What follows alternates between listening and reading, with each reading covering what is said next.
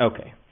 So, as we said last week, today we would focus on the numbers of the numbers of minerals, which is why it's more than one page. It's not like complicated sources as much as it's numbers just take up space.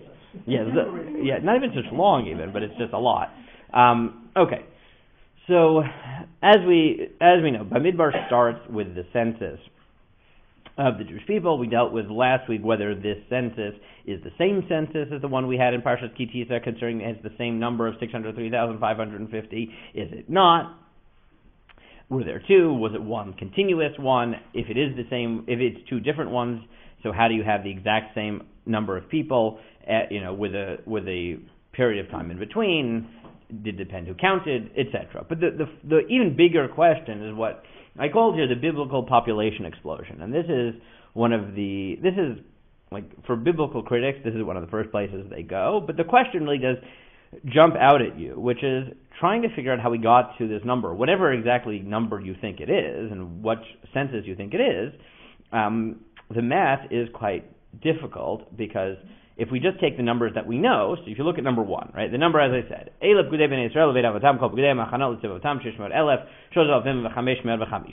number at the end of this census is 603,550.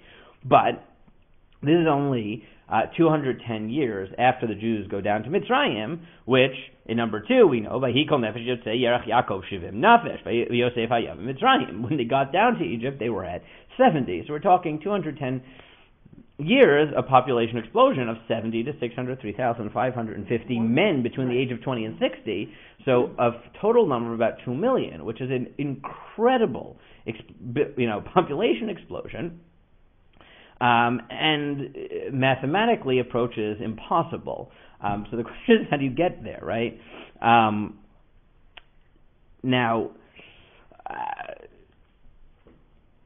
There's other problems. It's not just the 70 to 603,550 that is the problem. The pasuk continues here in Shemot that Yosef and his brothers died, that the Jews multiplied greatly, they were fertile and prolific, but still, right, this is more than just regular. We'll see the Chazal will pick up on this, but it's an incredible population explosion. But there's other problems. You look at number 3. So also from Parshat Bamidbar, in Bamidbar you don't just have the census of the Jews as a whole, you also have the census of the firstborns who are then redeemed for the Levium. So the Torah tells us that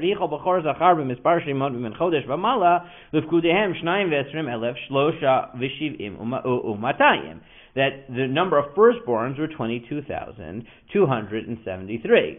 But now if you try to do the numbers, right, if per family there's one firstborn and there's 603,550 people, just men, right? Even if there were no other people, that means you have approximately 30 children per family, right, to get to the number, right? This is, right, also a mathematical difficulty, right? I mean, this is average, right? It's an average of 30, right, or so, and of course it's more than that once you get to the 2 million. So problem one, right, in the numbers is how do we get from 70 to 603,550? 2 is how do you have 600,550 if there's only 22,273 firstborns? The third problem is that the Torah itself, 2 million people is a lot of people, right? 2 to 3 million people is a lot of people, especially when you think that modern Israel has only about 7 million people. So 3 million people is how many people they had in the modern state until, not so long ago.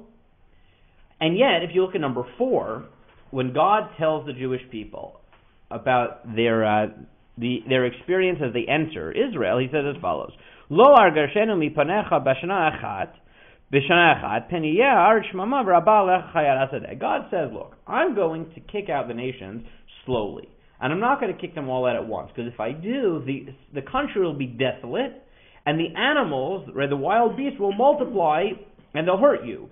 So instead, instead I'll drive them out little by little until you are populous enough to possess the land.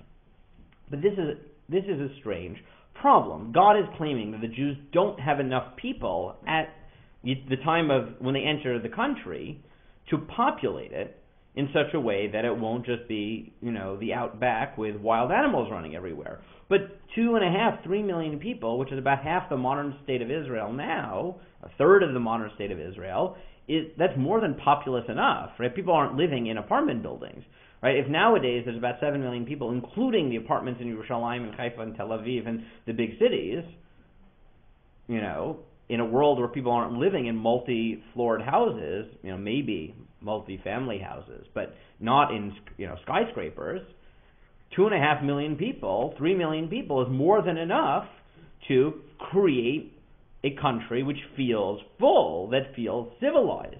So, problem one is that the number 603,550 seems like a lot when you're coming from 70, only 210 years later.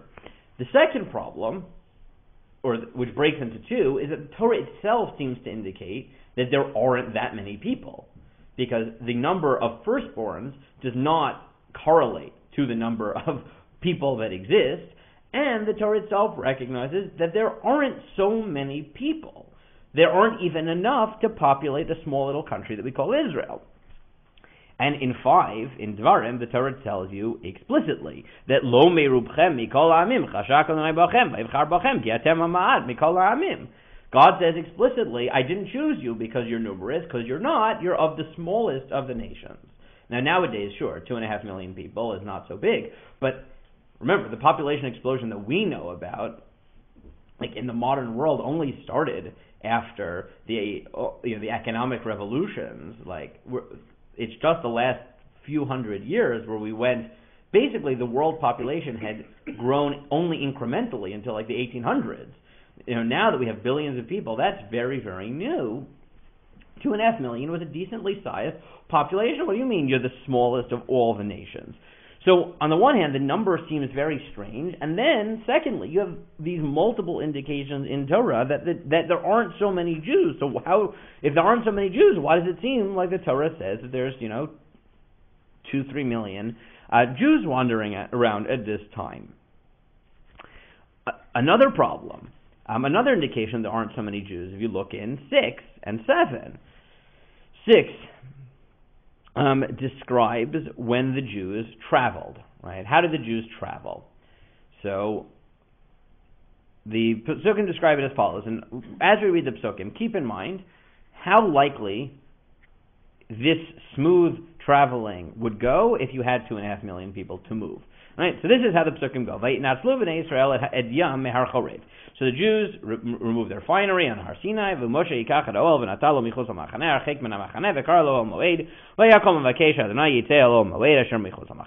would go outside of the tent.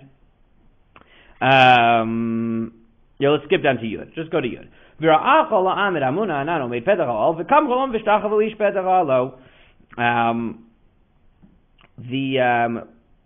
Did I put the... no, I put the wrong one here.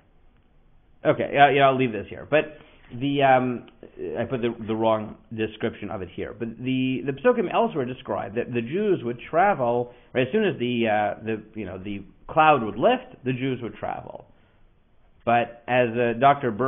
Josh Berman notes in 8, an encampment of 2 million, equivalent to the population of Houston, Texas, would have taken days to traverse. Yet the Torah does not remark upon that either, instead describing Israelites routinely exiting and returning to the camp with ease. Oh no, this is the Psukim, right? He's just saying people come in and out, right? If you go back to the Psukim in 6, right, it's whenever Moshe would go out of the tent, the people would rise and stand. Whenever at the entrance of their tent, and they would look at Moshe, and then they would go home. Right? People were just in and out. The whole camp would move. Right? Every time Moshe would move, the whole camp would move. So this is the size of Houston, Texas, right? Or in modern Israel, it's the size of it's the population of Yerushalayim and Tel Aviv combined plus something, probably Yerushalayim, Tel Aviv, and Haifa or something.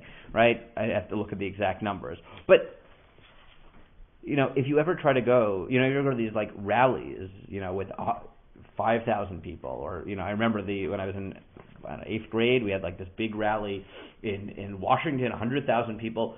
Trying to get 100,000 people to travel calmly, walk calmly is impossible. 2.5 million people, right? They're not, one person, Moshe gets up, goes to the tent, everyone on cue stands up, travels in, out. It's impossible.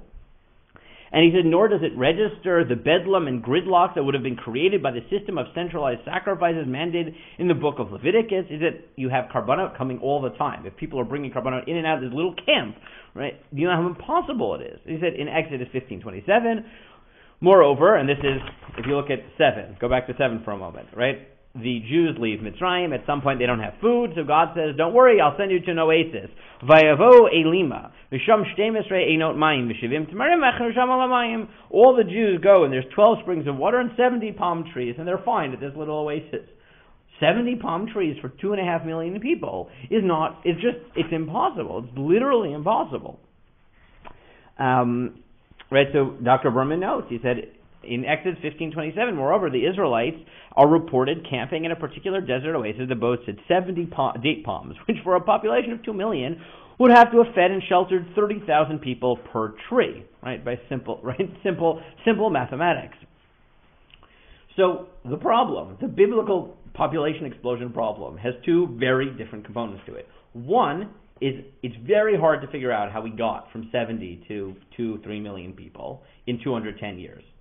The second problem is the Torah itself, while it claims that there's these 2 million people walking around, has many indications that there aren't 2 million people walking around, because A, the number of people there can fit at an oasis with 70 trees, right? B, they can travel with ease, right? They're constantly in, out, bringing carbonot, traveling across the desert. It sounds like it's an instant procedure, not one which takes months every time you want to move. 3, the number of firstborns, which is only 22,000 and change, would lead to families of at least 30 per family, right? Which mathematically seems extremely unlikely. 4, God himself says the Jews are the least numerous of the peoples, but 2.5 million people is pretty numerous in the time in the biblical period. And 5, God says he's not going to drive the people of the land out quickly, because if he does, the land will become desolate. But again, if there are 2.5 million people to populate that land, it isn't going to be desolate. It's going to be, not skyscrapers, but it'll be similarly populated geographically to modern Israel. Right? Maybe slightly less, but give or take, it's not that different from what a modern country looks like.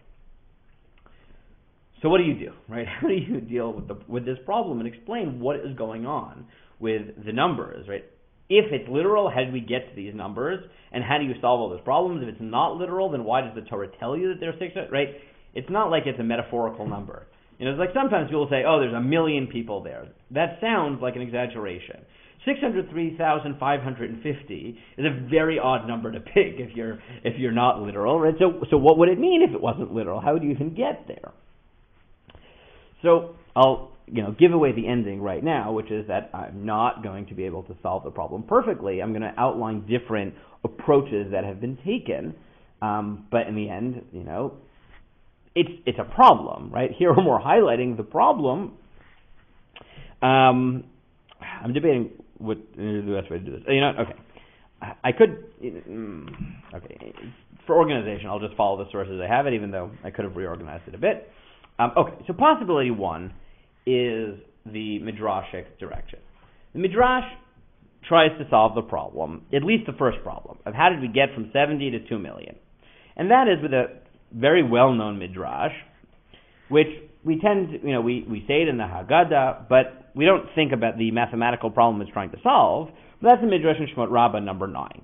Uvnei Yisrael paru vayishritzu. The Jewish people reproduced and spawned. Right? Even though Yosef and his brothers had died, their God didn't die. God was still there, making sure the Jews were prosperous. That even after the Shvatim died, the Jews were multiplying. So the first possibility in the Midrash just means Paru vayishritzu means, yes, they had children. They were living. But the second version of the position of the Midrash is no. Not just they were prosperous. Every time they gave birth, they had sextuplets. Every time. Right? Every single birth. So, if the average woman gives birth 4 times, she would give birth to 20. She would have a minimum of 24 children. Shnei Embar, Uvnei Yisrael, Paru, Vayishritzu. Because they were, right? They were spawning like Vayishritzu is from, right, insects. Right? They spawned like insects. And insects give birth to multiple all at once. So we weren't just fruitful. We were like flies. We were just multiplying at astounding rates.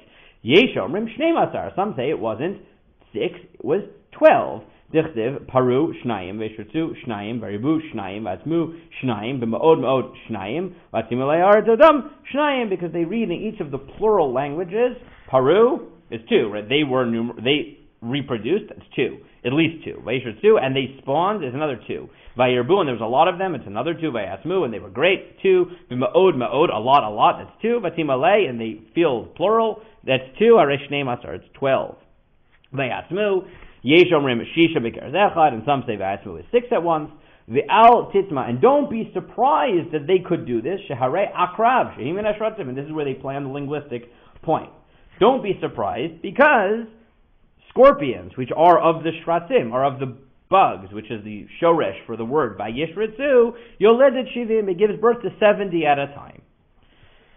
So the Midrash is clearly trying to solve the population explosion problem and saying, well, everyone gave birth to at least 6 at a time, or maybe 12 at a time, and therefore, so let's say 12 at a time. Let's say the average woman has 4 or 5 children. That means the average woman was having 48 to 60 children in her lifetime, right? So there you go, right? Now, right,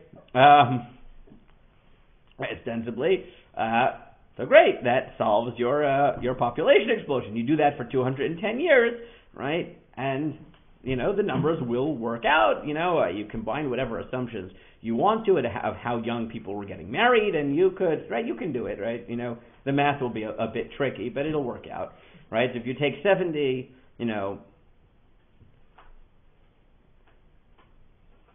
okay, let's say, right, so 70, let's say they were getting married and having children at 15, right, 14, 15, right? So you could do it 210 years, you're talking, almost 15 generations of, so 70 to the, and you're, putting this to exponent, you're going to get the number. It's a lot, right? But, okay, so that's how you solve the problem. Great.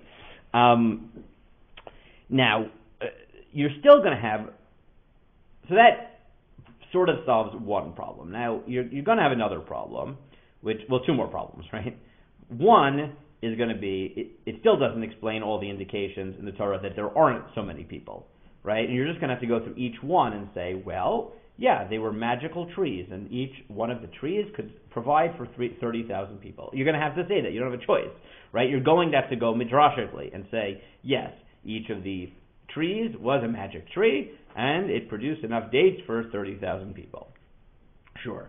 You're going to have to say that when God said you're the fewest among the nations, okay, he doesn't mean the fewest, I don't know, or maybe he's looking at the whole Middle East as one big nation, I don't know. You'll have to come up with some midrashic explanation. How are you going to deal with the travel problems? It was the greatest miracle in the desert, that people were orderly, right? They listened, they moved smoothly, there was no traffic, right? You're going to have to go point by point. Now, what about the Bechor problem? So, if you really think every family had 60 kids, so you can solve the Bechor problem also. Yeah, there's a total, right, 22,000 firstborn, 600,000 men. Okay, so that means, even if there are only men, so there'd be 30 kids per family, you double it, okay, there's 60 kids per family. Now, the truth is you're still not there. You need more like, from 22,000 to 2 million, you need more like 100 kids per family. So even by the most exaggerated interpretation of the Midrash, right, you get to a problem. Now, you can, if you want, in Midrashic fashion, insert up locally. So, for example, Rav Henkin tries this, or Yehuda Henkin tries this, based on a famous Midrash in 10. Again, these are like all Midrashim that we read during Pesach over and over again. So Rashi on the Makkah of Choshech, on darkness, says, why was it that it was dark for 6 days? So he quotes the Midrash in Shemot Rabbah as follows. He said, it was dark for 3 days. Choshech shel ofel, there was a pure gloom for 3 days where no one saw each other. And then it doubled darkness for another 3 days. If someone was standing, couldn't sit. If he was sitting, couldn't stand. Why did God bring darkness? Because there were evil people who didn't want to leave. And they died during the days of darkness. So the Egyptians wouldn't see them and gloat and say, look, they're being struck just like us. And the Jews needed time to find all the gold and silver of Egypt. So when the Jews would ask the Egyptians for money before they left, and they would deny that they had anything, Omer lo, they would say, no, I know, I saw it in such and such a place. Rav Henkin, in number 11, in his what was originally published as an addendum to his Tshuvot, Chibayet Rab, but he published it as a separate book in English, New Interpretations on the Parsha, tries to combine all the Midrashim to solve the problem. And he says, perhaps initial miscarriages resulted from slavery, malnutrition, and child marriages were prevalent in Egypt, and these deny the status of firstborn to subsequent live births. So he said possibility one is, yes, there were a lot of children, but just because they were having a lot of children doesn't mean that, as was common in those days, they didn't also have children death. And usually people, right, the first birth was the hardest. I don't know if that's true scientifically, it's probably not, but fine. So maybe, yeah, there were a lot of people per family, but the firstborns died disproportionately because, people got healthier, they got more used to delivery by child 65, I guess, right? They have practice, I don't know, right? But the firstborns would die. And then he quotes this Midrash, he says there may have been a few firstborns in the first sentence in the desert because few elected to leave Egypt where they were a privileged class. So here he suggests something clever. He said maybe that there was a disproportionate number of firstborns in that who didn't want to leave Egypt. Why would that be true? Because firstborns are always the privileged class. So, again, they were all slaves. But in the hierarchy, if the Midrash tells us that there was 80% of the Jews who didn't want to leave, let's say, the firstborn slaves are at a slightly higher status on the totem pole than the non-firstborn slaves because of primogeniture and all the advantage we give to firstborns. So maybe there was a disproportionate number of firstborns who didn't go out of Egypt. So when there's only 22,000 firstborns, when you get to this point, it's not because there was 60 children per family or 100 children per family. It's because they disproportionately chose not to leave. But there were at some point many more firstborns, right? Which is a very localized midrashic way of combining two midrashim to solve the problem, right? He said the midrash offers another possibility. The Torah employs 6 verbs to describe the fecundity of Israel and Egypt, and the Midrash sees this as an allusion that the Jewish women gave birth to 6 tuplets. If so, 10 pregnancies per mother would yield 60 offspring, of which only one would be firstborn. Half of the children of the firstborn would be males, and 1 male firstborn for every 60 male births. Then otherwise, you just take the assumption, right, that yes, everyone had 6 tuplets, and everyone therefore had 60 children. Right, 22,000 to 600,000, we said, means there's 30 people per birth. But it's not really true because only the males are being counted, so that's only half the number of firstborns that exist, which means there's 40,000 firstborns, 44,000 firstborns to 600,000. So, sure, it would be...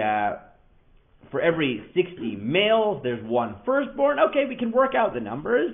Now, there's another problem, which I didn't get to yet, but is the third sentence in Bar Midbar is the Levium, and the Levium again are 22,000 people, give or take, right? They're within a few hundred of the Bechor, which is why the end of Parshat Bereishis deals with the trades between, the redemption of the firstborns by the Levium. Right, so there's only 22,000 Levium, which again is disproportionate to the rest of Klal Yisrael. So here he picks up another midrash, which is that many of the midrashim say that the reason that the Jews were so fruitful is because kasher ya'anu oto kain, right? As the pasuk says, the more that the Egyptians tortured them, so the more they were fruitful. But in the midrashic world, the Levium aren't enslaved, and if they aren't enslaved, they don't get the blessing of increased fertility. So therefore, it makes sense that both the firstborns and the Levium are less numerous proportionally than everybody else. And that's how Rav Henkin deals with it. So one way of dealing with this problem is to work within the world of the Midrash and then try to solve each problem.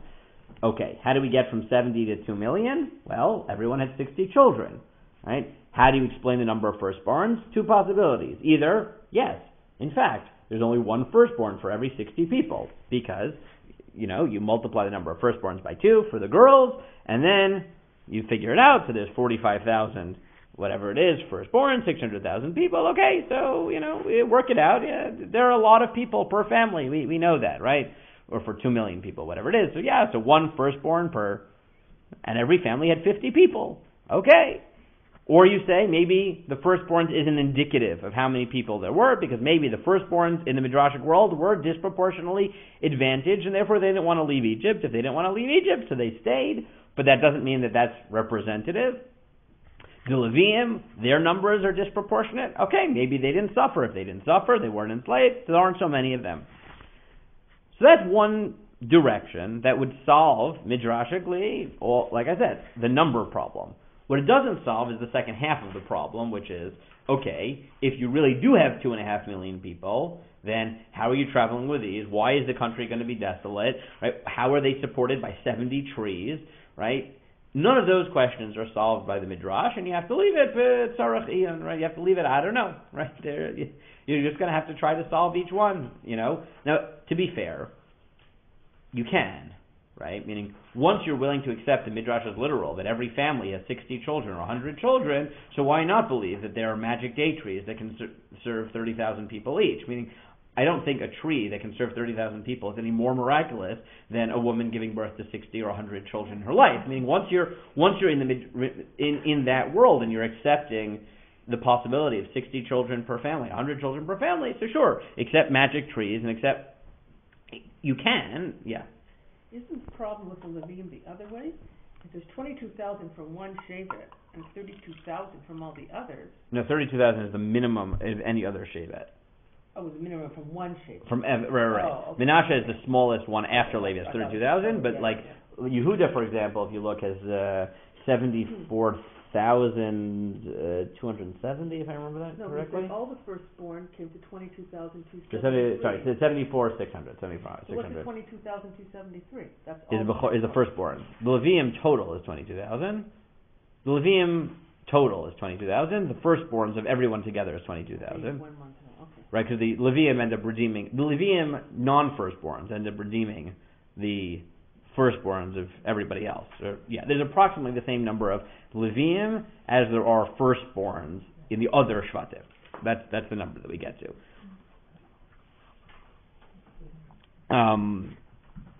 Okay. So solution one, let's say, is the midrashic solution, and as you see with Rav Henkin, one way of dealing with this is to accept basically the midrashic theories, and then each time you have a local problem, to tweak it and say, okay, you have a problem with magic trees, accept that there's magic trees. Like just, once you're in the midrashic world, you can do that. The second derech, the second approach is, I think the one I would probably take, is what the Ibn Ezra does. Which is to say, I have absolutely no idea. I don't know. All right, I'm not the first person. It's not like we're the first people to pick this up. You look at number 12. So the pasuk says, "Vayasev Elohim et ha'am derech midbar yamsuf v'chamishim alu b'nei Yisrael me'eretz Mitzrayim." That God led the Jews in a roundabout way by the Yamsuf, and then they went up armed. So there's a midrash that we quote in the around Pesach time, that Chamushim means that only, not that they were armed, but that 1/5 or 1/50th or 1/500th of the Jewish people left Egypt. So Ibn Ezra picks up on this midrash and he says, "Vidarash alu echad mechamesh meot." That midrash that says that the Jews who left was only 1 in 500 of the Jews who were there. So, right, quick math here, right? That means that if there were approximately 2 million Jews that left Egypt, according to this calculus, right, that means there were, right, 1 billion Jews. Yes, right, 1,000 million. So yes, 1 billion Jews in Egypt, right, which is significantly more than the population of the entire world until like 1800, right, or 1700, or whatever it is, right? That is. So the Ibn Ezra says, "Darash alu echad mechash me'od davar yachidhu." That is a singular position. It's a lone opinion. V'alav machloket, and it is debated. Ve'inena kabbalah klal. This is not part of our received tradition, which we're bound to. Why? He says, "V'day lanu atzar shanachnu bo im chachmei Yishmael." Right? He said, "I have enough grief from that the Muslim scholars give me. Shehem omrim echi tachein mechamishim v'chamisha zcharim shelidu matayim v'eser shanim sheishmot elef zcharim mi ben Ezra." He said, "How in God's name did you get from 55 males?"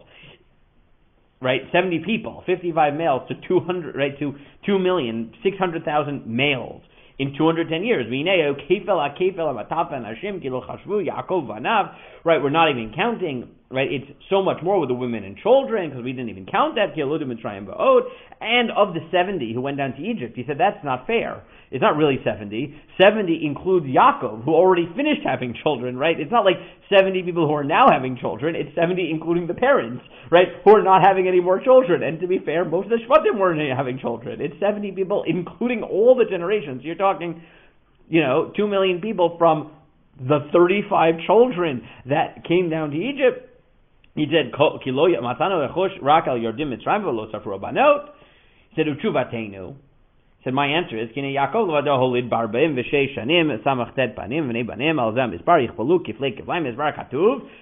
right, that you'll have to come up with the number that, okay, if I multiply it, great. But then they ask me if that's true. Right? Then they turn back to me and say, okay, I don't understand the numbers, but also I don't understand. How does nobody in Yaakov's family have girls? Right? There's no girls. There's Dinah and there's Sarah. The whole, everything about Yaakov's family is so bizarre mathematically. And that was a miracle. Al tispor kain leyardei Mitzrayim ve'ochi Yaakov hayol arba nashim. And he said, besides, even the 70, Yaakov became 70 because he had 4 wives. Umi var shekain hayol kol echad me'banav. Maybe who says that his children had multiple wives? There's so many assumptions. Gam anachnu yeshivanu tenel shlosha zkarim being banim uvnei banim barba v'sheish shanim minei yoter min sheva meod v'sof tishim v'shanim yu teishet alefim v'shlosh meod v'sof kuf pei bet yu yoter me'elef alfalem v'tuf kev elef. So he goes through. Well, you could try. You could do the numbers. I can come up. He has all these different mathematical things. Right, and then he goes through Makat Choshech. Rabbi said, if you add the Makat Choshech thing, you're just making this impossible for us, right? Because then I have to multiply this by 500, and I have to explain. I have difficulty enough getting from 70, Bekoshi 70, to 2 million. I said my wildest mathematical imagination, I can't get from 7 to 1 billion. So if you look at just the last line, skip down. He said, "V'zeh hefech hakatuv klal drashu." He said, "This is all against the psukim. It's just a homiletic ve'en l'smoch alav. Don't rely on it. Ulai shamru b'tchila yosod. Maybe there's some secret to it." But basically, the Ibn Ezra says, "Look, I get it. I can try to work out the numbers, but it's really hard. And please, I have enough trouble with it. Don't make my life harder." Meaning, at some level, the Ibn Ezra just said, "Look, I get it. It's a problem. It is a problem. I don't know what to do with it, but it is what it is." Right, which is basically my approach, which is, okay, I could do what Rav doing and try to work out all the calculus. In the end, as they say, you don't die from a question. Okay, I can't quite work it out, but okay. So possibility 1 is to try to, use the midrash to work at every possibility. Possibility 2 is to recognize there's a problem and recognize there's a problem. But then there are attempts to provide answers to this. So if you look at 14, I gave you a summary of them. Well, first, before I get to A, B, right? The Bible critics just use this as evidence that Mitzrayim never happened, right? They look at all these numbers and they say, Lo haya v'lo nivra, it can never have been. This whole thing makes no sense. The whole thing is crazy. And because the numbers don't make sense, the whole thing, it just didn't happen. Now, others suggest in C, I told you that maybe the numbers don't make sense, but the Torah exaggerates. Some have said, okay, so there weren't 2 million people. The Torah exaggerates. The problem, obviously, with saying it's an exaggeration is not that the Torah doesn't exaggerate. The Torah does exaggerate, right? That's for sure. The Torah uses hyperbole, like like modern writers use hyperbole.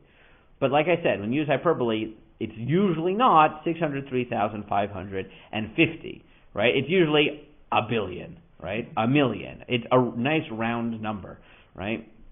Most people don't exaggerate to.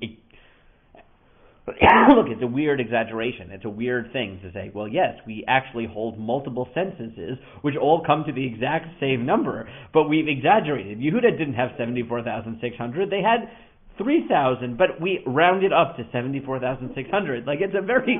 Okay, I mean, sure, it could be, but it's a little bit weird.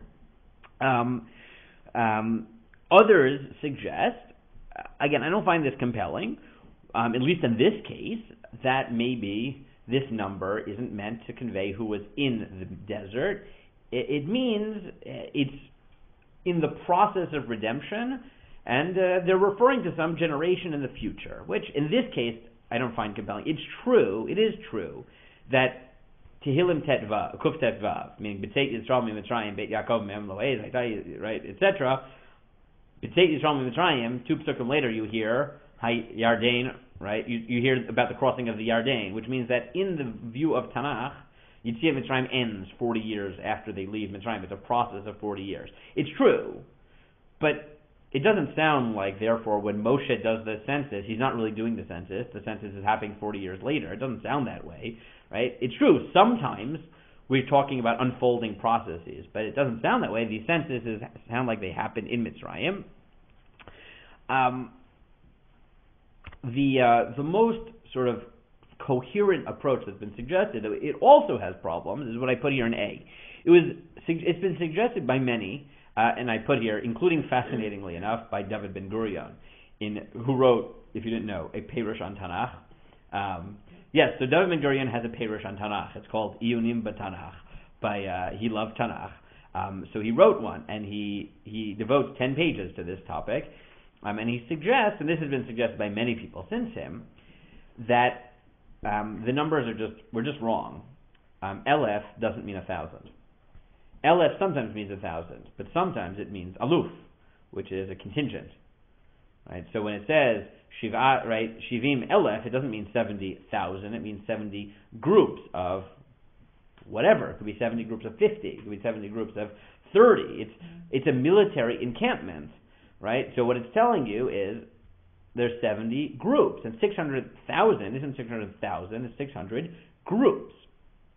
Now, the big problem with this is, which I put here, is the hundreds and tens, right? Meaning, if you look at the psukim, right? So sure, 600,000. If the only number I had to work with was 600,000, right? So then I could say it doesn't mean 600,000, it means 600 contingents in the army. And that would be really easy. But in our parsha, that's really hard, because how do you read it? 600 groups, and then 3,050, right? Like, normally, if you have 3 places, if the third place is the tens place, and the second place is the hundreds place, the first place is the thousands place. It's not groups, hundreds, tens, it's thousands, hundreds, tens. So,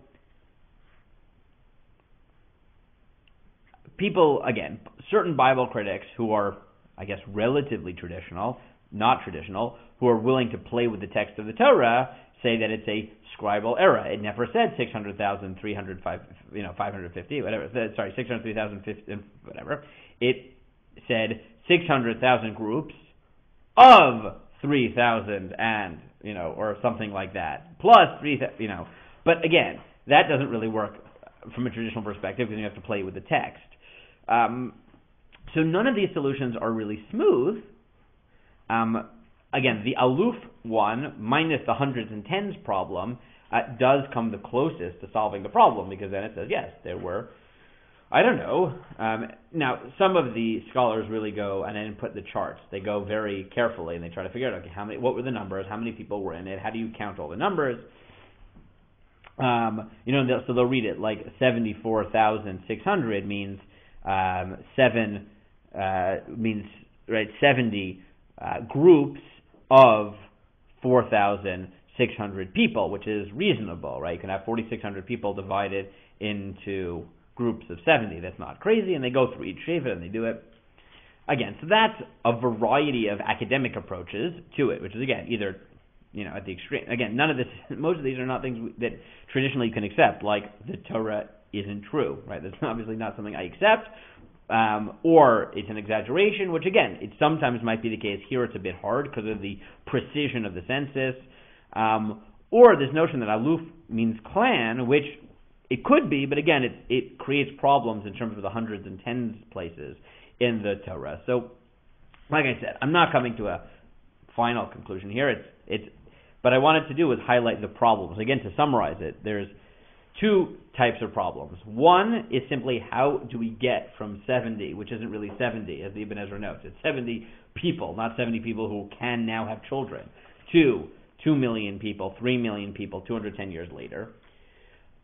That problem, so midrashically, we can solve by saying they had an insane number of children. How do you solve the Bechor problem? Well, if it's really big families, there's very few Bechors for big families. Or alternatively, as Rav Henkin suggests, maybe the Bechors disproportionately never left Egypt. Why are there so few Leviim? Maybe they weren't as fruitful as everybody else. Then there's the second set of problems, which is, okay, but the Torah itself, besides for the actual numbers, seems to indicate there aren't that many Jews, because God says they're few, because they're able to travel with ease, because they're able to be supported by 70 trees worth of dates, because God tells them that if they go into the country, they won't be able to populate it.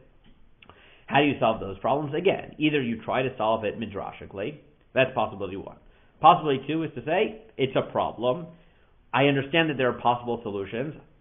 I can't work it out until the end, but that's okay. We don't die from questions, which is basically what the Ibn Ezra does.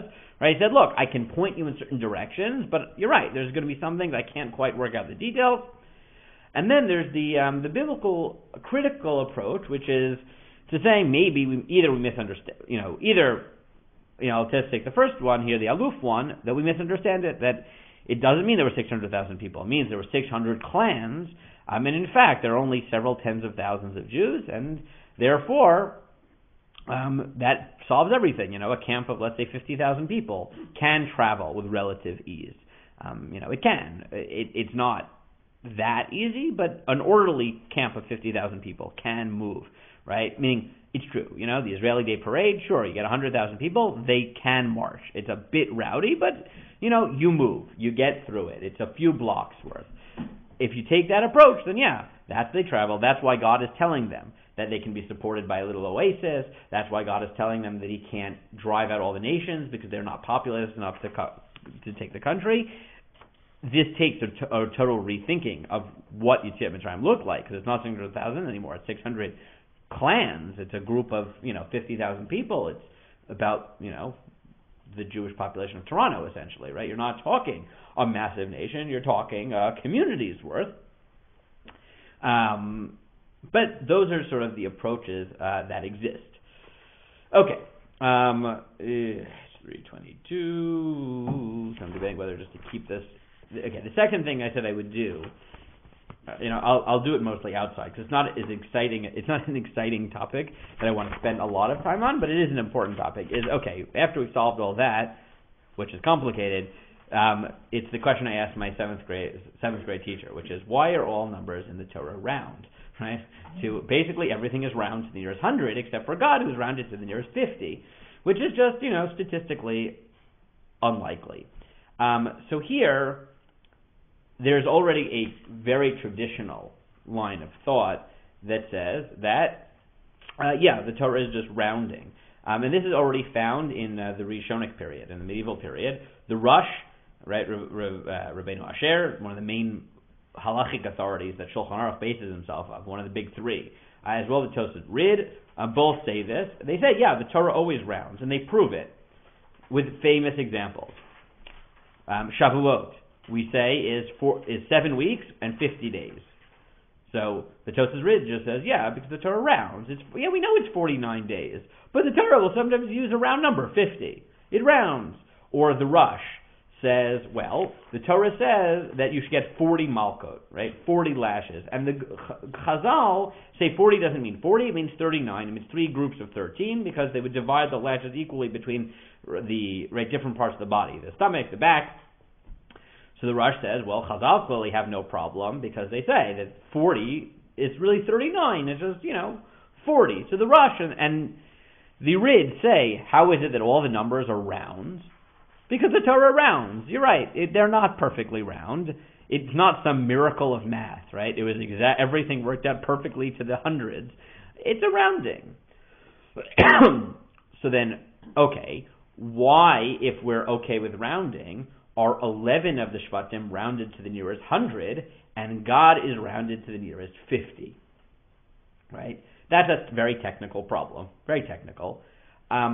So Professor Eli Merzbach, I gave you in 16, he's a professor of mathematics at Bar Ilan, he said, well, it's pretty simple. As follows. He said, if you are... well, just look at the A's and B's over here. Right? He said, when the figure obtained is in whole tens, the Torah records it as is, without rounding it. He says, well, the Torah only rounds if you're not at a whole 10. Now, what's the chances that a shevet will be on a perfect 10, right? So it's a 1 in 10 chance. So he said, well, if you have 12 tribes, the chances that one of them will be on a perfect 10, and therefore you won't bother rounding, and everybody else was in the middle, is actually what you would basically expect statistically, right? Because you have a 1 in 10 chance of being on a 10. So if you have 12 Shvatim, 1 or 2 Shvatim statistically will have a perfect round number of Shvatim. So he said, yeah, that's what happened. 11 Shvatim had, 74,603. And the other one had, whatever number. God happened to end on a round number, so the Torah, once you're at a round number, doesn't bother rounding to the nearest 100, it just leaves it. It happened to be a 50, so it was a 50, right? Statistically, that's actually what you would expect. Right? So he says, when the figure obtained is non-whole tens, the Torah rounds to the nearest 100.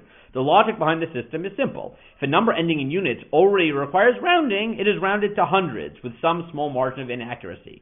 But the figure ends in tens, it is left as is. If we examine the data of the Torah, this becomes completely clear. In each of the 2 censuses of Bnei Israel, in the desert, 11 out of the 12 figures are multiples of hundreds, while 1, which in ours is God, and in later on in Bamidbar is Reuven, where he ends in 30. He has 43,730. Not in this one, but in the end of Bamidbar, in the one before they go into Eretz Yisrael, he has 730. So he said, in each of the census, one of the Shvatim is not on the hundreds. And he said, yeah, because the rule was, if you didn't have a round number, we rounded to the closest 100. If you hit the tens, we just left you at tens. Statistically, in each census, 1 or 2 Shvatim is going to have a round number of people. And that's what you have. In Bamidbar, it's God, who's at 50. And at the end of Sefer Bamidbar, it's Reuven, who has 43,730. And therefore, basically, you deal with the statistics. So you have 2 rules. One is that the Torah does round. 2 is the Torah only rounds to the nearest 100 if you aren't at a perfect 10. You have about a 1 in 10 chance. You have a 1 in 10 chance of having a round number. You have 12 Shvatim. Therefore, statistically, you likely only have 1 Shevet per census who happens to land on a round number, and therefore that's what you have. Reuven in the second census and God in the first census happened to round on a round number, so we didn't round them to the nearest 100, and that's the number, right? It's a very simple mathematical equation, okay? Right? Or relatively simple, right? But basically, the word is, right, you round unless you're already at a round number, and you have a 1 in 10 chance of being at a round number. So if you have 12 Shvatim, about 1 Shevet is going to be round, and that's what you find in each census. God is a round number in census 1. Reuven is a round number in census 2. Fine. Rav Samit has a problem. And basically I would summarize it as follows. I'll say it outside, which is, okay, I get rounding to 50, right? Because you could say, right, there's an easier solution here, which is to say the Torah always rounds to the nearest 100 unless you happen to have 50 people. Because if you're 50, you can't round up or down. So you leave it 50, right? That's sort of an easy mathematical, that for me is an easier mathematical claim. The Torah rounds to the nearest 100 unless you're 50, and God happened to be at 50, so we left it at 50, right? That's easy mathematically. So then Rav Samit says, okay, the one outlier then is Reuven in Parshas Pinchas, who has 43,730, which, why would you ever round to 30? So here he says something compelling, I think, which is, when you normally round to the nearest 100, if you don't round to the nearest 100, then you emphasize a lack, right? Because what you're saying is normally we would round, but here we're trying to make it conspicuous that someone is not there. So he suggests that why is Reuven the only Sheva that ever gets rounded to a 30? Because Parshas Pinchas is trying to, at a certain level, commemorate the death of the rebels of Reuven in the Korach rebellion. Because Dasan and Aviram took all their family members from Reuven and rebelled against Moshe.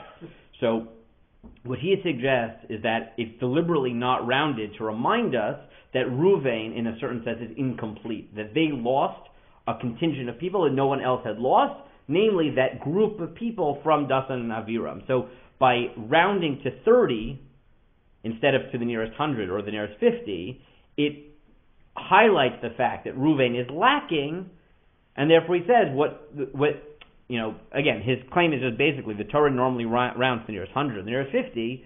If it doesn't, that's to draw attention to the fact that there's something incomplete. His theory is that Reuven is incomplete because of the rebels in Korach. You could give any other suggestion. But the upshot of it is that my question in 7th grade, does the Torah round? The answer is yes, it does round. Statistically, it's unlikely that it doesn't round. Why does it round once to 50? Either because we always round to the nearest 100 unless you're at a perfect 10, or because we always round to the nearest 100 unless you hit 50. And then why do we once round to 30?